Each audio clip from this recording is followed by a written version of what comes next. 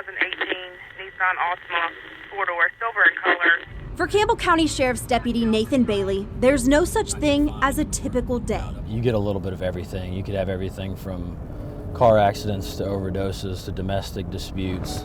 But a growing number of calls that come in are for opioid overdoses. On average, the Sheriff's Office responds to about 100 calls a day.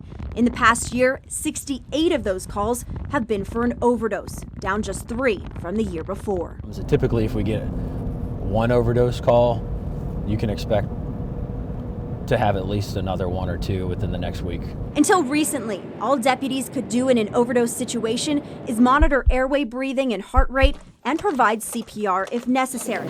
But now, they're each carrying 2 doses of Narcan nasal spray. It really is a miracle drug. When administered, the nasal spray prevents opioids from binding to receptors in the brain and in minutes or less can reverse an overdose. I think it's absolutely positive, especially given the fact that if one of my coworkers is exposed, I have the training needed to be able to provide that to them and then obviously to the public as well. But there are some concerns. Deputies aren't always medically trained professionals, and it can be difficult to tell the difference between an opioid overdose and another medical emergency. The plus side is, Narcan will at worst make a person uncomfortable if given to someone not overdosing on opioids.